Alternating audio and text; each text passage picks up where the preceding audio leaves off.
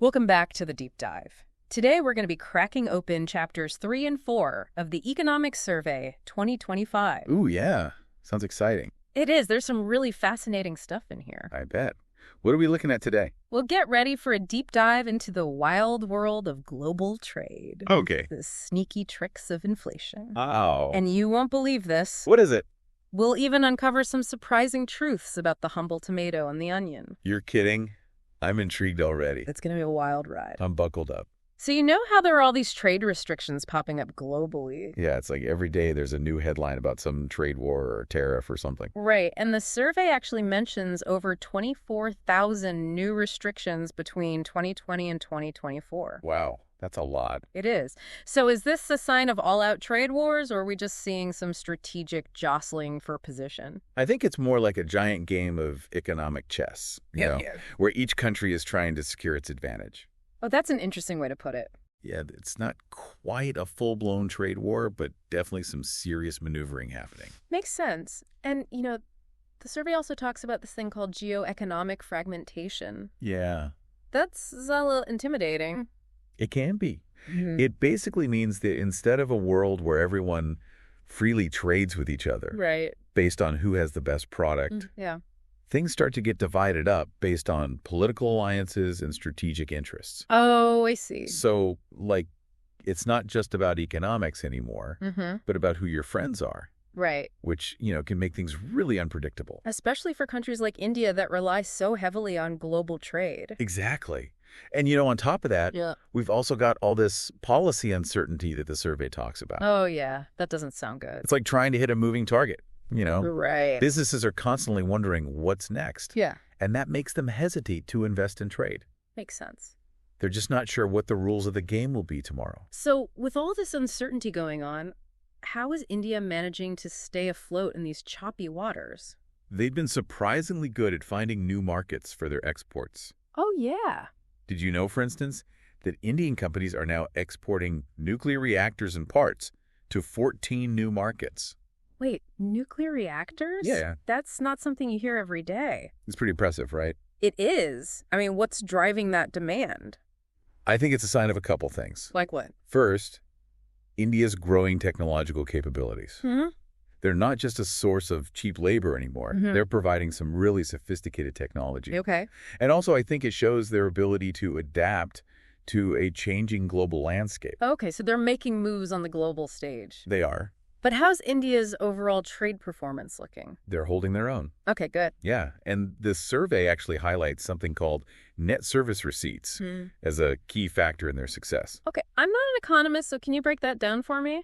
Sure. So basically, it means that India is not just selling products. Okay. They're selling services, too. What kind of services? Things like software development, consulting, even tourism. Oh, interesting. Yeah.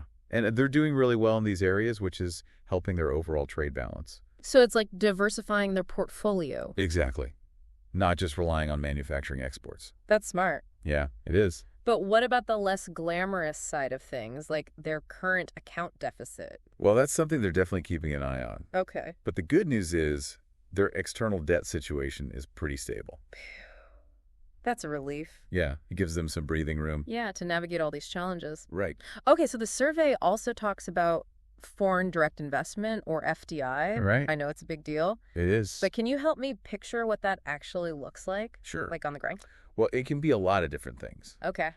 We could be talking about giant factories being built, Oh. foreign companies buying stakes in Indian businesses, or investing in research and development here. Okay. It's essentially a vote of confidence in India's long-term growth potential. That makes sense.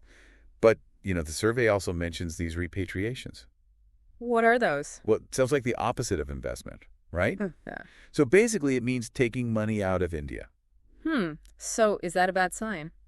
It's been on the rise lately, Oh, which means the net FDI coming into India isn't as high as it could be. I see. So it does raise some questions about how attractive India is for long-term investors. So rising repatriations. Yeah, Should we be worried? it's a complex issue for sure. Okay. Multiple factors influencing these decisions. Right. So we need to dig a little deeper to understand if this is just a temporary blip Okay. or a sign of deeper concerns. Makes sense. And what about these foreign portfolio investments, or FPIs? Those are the more skittish investors. Right, the ones looking for the quick wins. Exactly. Think of them as butterflies in the financial world, Yeah. flitting from one opportunity to the next. Yeah. So their impact on the Indian economy can be a bit of a roller coaster ride. Full of ups and downs. For sure. So it sounds like India needs to find ways to attract the kind of investment that's committed for the long haul. Absolutely. The kind that builds factories, creates jobs, Right. and helps the economy grow steadily. Exactly. That's what's really going to make a difference. Okay, so we've covered a lot of ground in the world of global trade and investment. We have. But there's another big topic we need to address. I bet I know what it is. Inflation. You got it. Everyone's favorite topic, Yeah. right? So globally, it seems to be cooling down a bit. It does seem that way. But the survey uses this term disinflation. Mm-hmm. Is that just a fancy way of saying prices are going down? Not quite. It's more like prices are rising at a slower rate than before. Oh, okay. So think of it as easing off the gas pedal Okay. rather than slamming on the brakes. I see. We're still moving forward, but at a slower pace. Yeah. So good news for the world. Yeah, mostly. But what about India specifically? Well, India is facing a slightly different challenge. Oh. Their problem isn't so much overall inflation, Okay. but the volatility of food prices.